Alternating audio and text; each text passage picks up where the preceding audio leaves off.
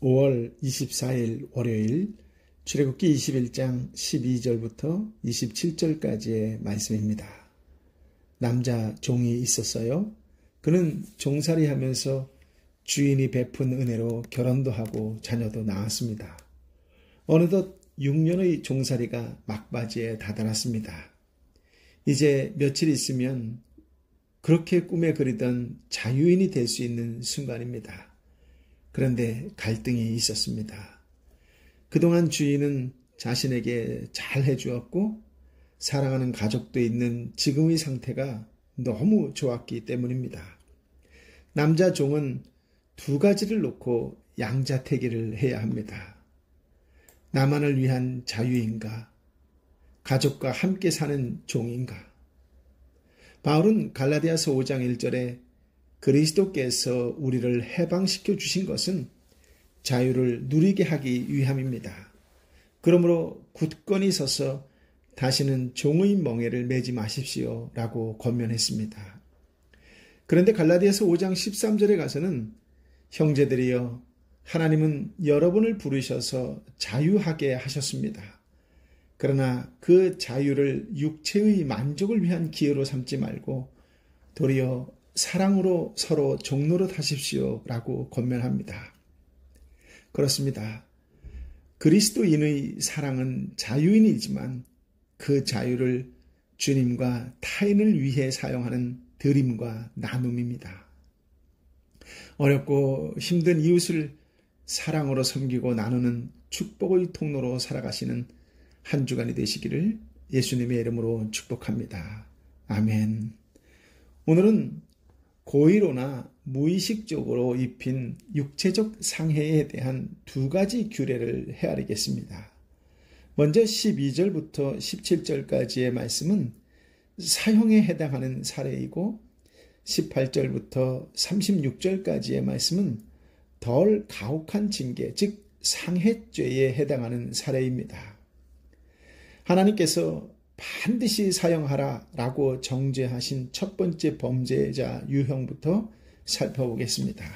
12절부터 14절까지의 말씀인데요. 함께 읽어볼까요? 누구든 사람을 쳐 죽이는 사람은 반드시 죽여야 한다. 다만 의도적으로 일부러 죽인 것이 아니고 하나님께서 그의 손에 넘겨주신 일이면 그는 내가 정한 곳으로 도망치게 해야 한다. 그러나 치밀한 계획하에 죽인 것이면 그는 내 제단에서 끌어내어 죽여야 한다. 아멘. 살인에 관한 법률은 가해자의 치밀한 계획성과 의도가 확실히 증명되었을 경우를 뜻합니다. 레위기 24장 17절과 21절, 신명기 17장 6절, 19장 15절도 비슷한 법을 선언하고 있는데요. 살인자 처형은 오직 두 사람의 증언에 의해서만 가능한 것으로 규정하고 있습니다. 이것은 위증의 위험을 줄이고 만에 하나라도 잘못을 저지르지 않은 사람을 처형하는 것을 최대한 막아보자는 의도에서입니다. 여기에 민수기 35장 30절 31절은 어떠한 금전적 보상도 살인자 처형을 대신할 수 없다라는 점을 명백히 밝힙니다. 고의성이 없이 실수로 사람을 죽인 경우에는 살인죄가 적용되지 않았습니다. 이 경우 가해자는 앞으로 하나님이 지명하실 도피성으로 피하면 생명의 위협을 느끼지 않고 살 수 있습니다. 이는 본의 아니게 사람을 죽인 자의 생명을 보호하기 위한 제도적인 장치이지요. 그러나 사람들이 나쁜 마음을 품고 이러한 제도를 남용한다면 공동체는 또 한 번 불의에 희생될 수 있습니다.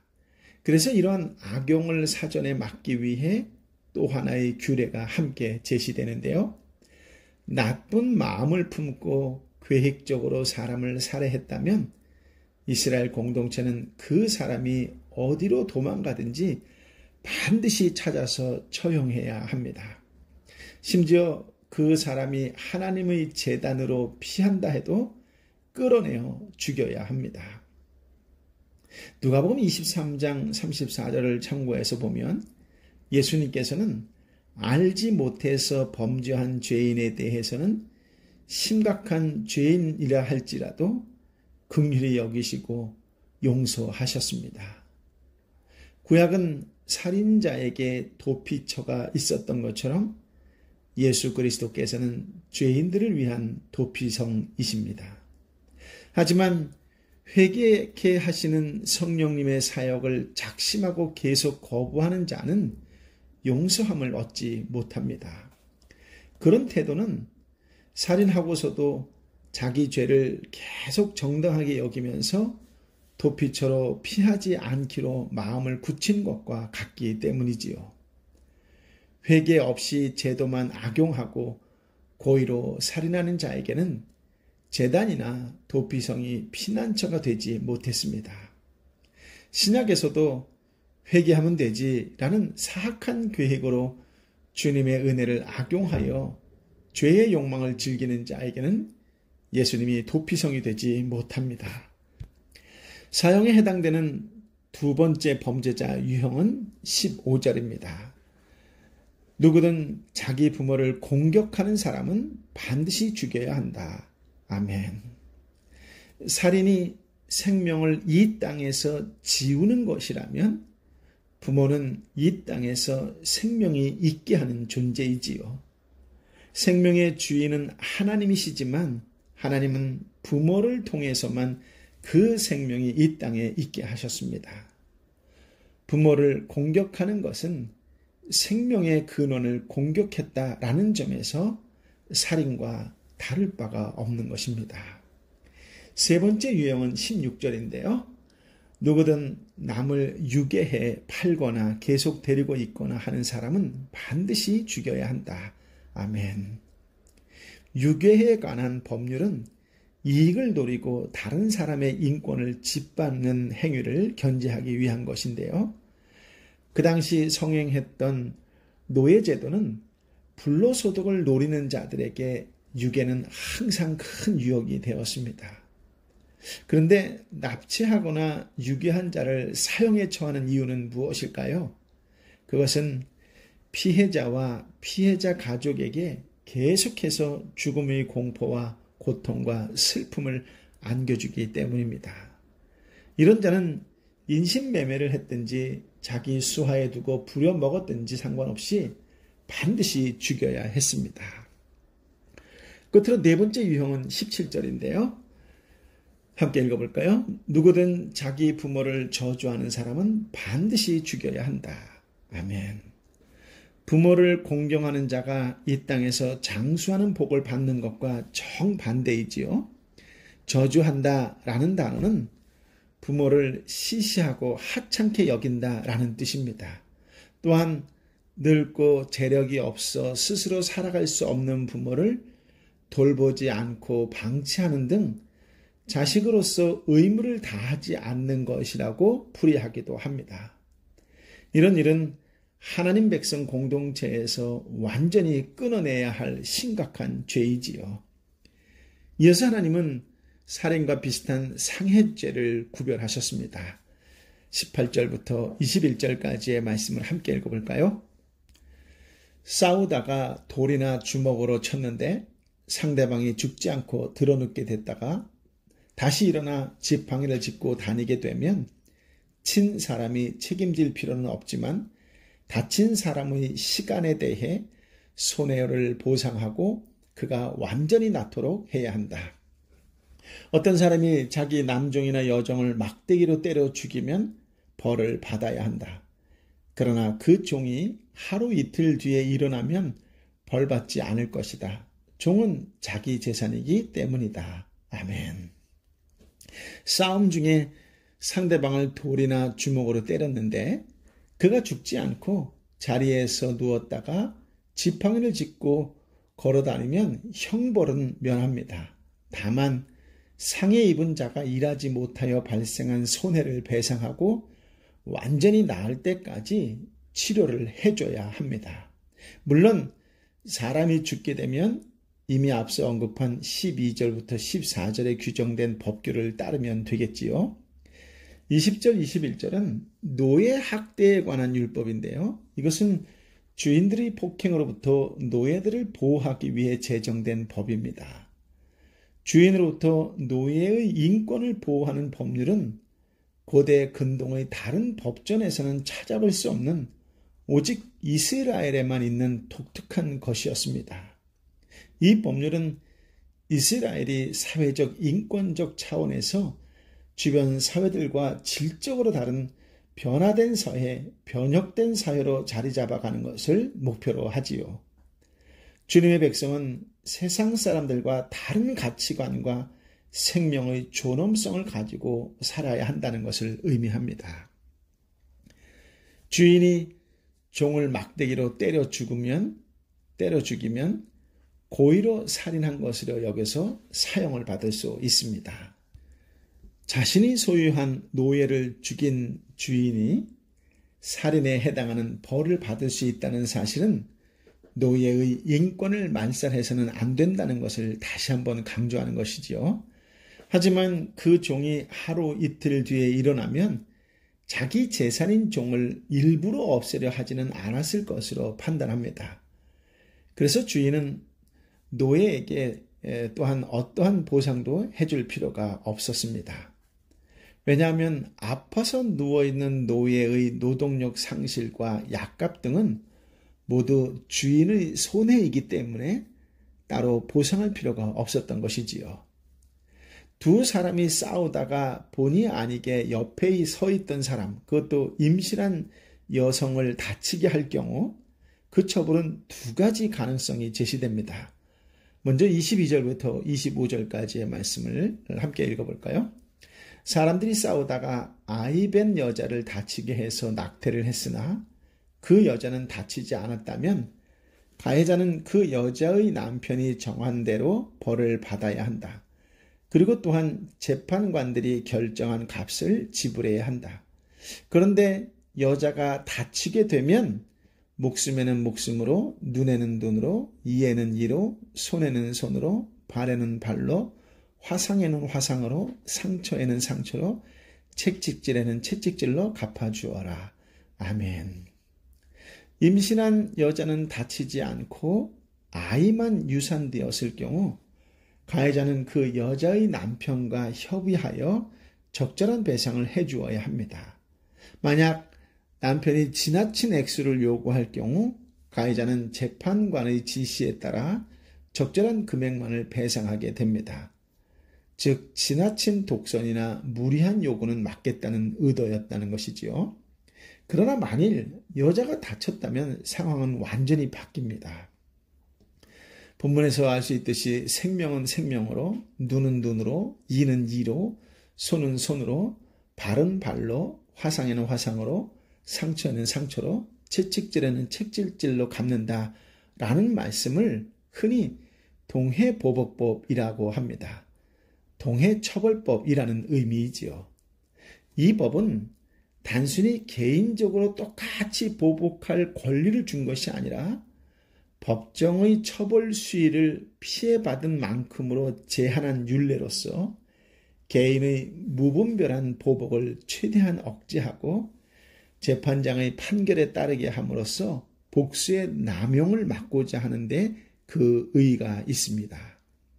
그리고 이와 동일한 보복의 원칙은 레위기 24장 19절 20절과 신명기 19장 21절에도 나타나는데 그 말씀 역시 보복이 목적이 아니라 엄격한 규정을 통해 보복의 악순환을 예방하는 데 역점이 주어진 것입니다. 동해처벌법은 가난한 가해자에게 막대한 벌금으로 안갚음하는 횡포나 가진 자의 잔인한 보복을 막는 역할을 했습니다. 그러한 맥락에서 이 율법의 본 정신은 후일 마태복음 5장 38절부터 44절에서 알 수 있듯이 예수님의 용서와 사랑의 법으로 승화 완성되었습니다. 26절, 27절 말씀을 읽어볼까요? 남종이나 여종의 눈을 쳐서 실명하게 되면 그 눈에 대한 보상으로 종을 놓아주어야 한다. 또 남종이나 여종의 일을 부러뜨리면 이에 대한 보상으로 종을 놓아주어야 한다. 아멘. 주인이 종을 징계할 수 있는 권한을 최대한으로 인정한 20절, 21절의 내용을 참작하여 이 규정을 풀이하면 이 법률이 적용되는 경우는 주인이 종을 해할 의도를 가지고 폭행했을 때입니다. 이런 경우 주인은 의도적인 폭행죄를 범한 것이지요. 본문에는 눈과 이를 사례로 들었지만 유대인들은 외형적으로 드러나는 모든 장기에 적용했다고 합니다. 주인이 종의 신체에 해를 가했을 경우 종은 피해 보상으로 자유를 얻게 됩니다. 주인은 종이 자기 소유라고 해서 마음대로 학대할 수 없었다는 것이지요. 이처럼 하나님의 율례는 종을 주인의 소유물로 취급하지 않고 인권을 가진 인격체로 대합니다. 오늘날 우리가 사는 세상에도 온갖 문제와 사건, 사고가 발생합니다. 오늘날 우리가 말씀을 묵상하면서 한 가지 분명하게 깨닫고 알게 된 것이 있다면 그것은 성도는 예수님의 눈으로 문제를 보고 세상을 봐야 한다라고 하는 점이지요. 하나님의 마음으로 사람을 사랑하고 이해하고 용서하는 성도, 한 걸음 더 나아가 배려하는 성도로 살아가는 한 주간이 되시기를 예수님의 이름으로 축복합니다. 아멘. 아버지 하나님, 참으로 귀한 말씀, 생명의 말씀으로 우리를 인도하여 주시니 감사합니다. 말씀을 통하여 우리를 어떻게 인도하고자 하는 분명한 메시지를 깨달아 알게 하여 주시니 감사합니다. 무엇보다도 모든 말씀의 핵심이 예수님의 사랑과 용서에 있음을 알게 하여 주시니 감사합니다. 이 땅 살아가는 동안에 보복이, 복수가 어찌 보면 제일 쉬운 줄 알았는데 이것이야말로 사람을 더 힘들게 하고 어렵게 하고 괴롭게 하는 것이라는 것을 알게 됩니다. 사랑하라고 말씀하시고 용서하라고 말씀하신 주님께서 먼저 우리를 사랑해 주시고 용서해 주셨다는 것을 압니다.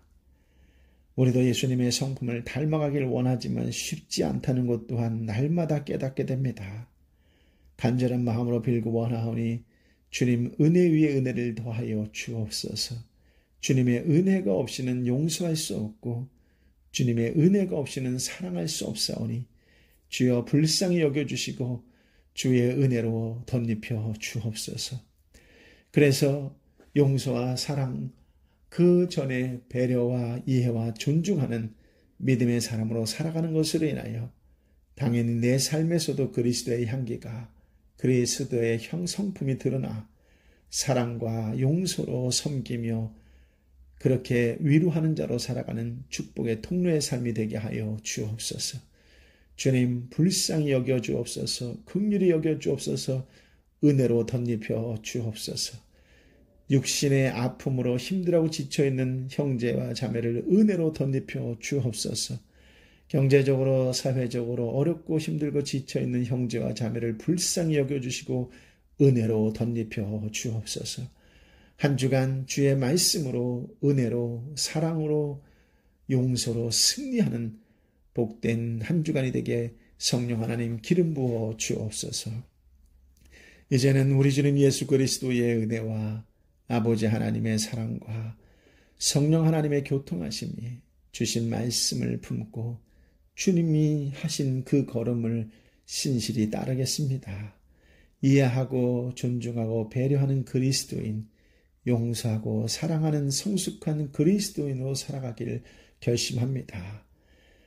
홀로 할 수 없는 것 주님 아시오니 은혜 위에 은혜를 더하여 주옵소서라고 간절히 기도하는 하나님의 사람들 한 사람 한 사람 머리 위에 저들이 또한 뜨거운 심령으로 애통하는 심령으로 함께 기도하는 삼터와 일터와 공동체와 열방의 선교사님과 선교제 위에 함께하여 주옵기를 간절히 축원하옵나이다. 아멘.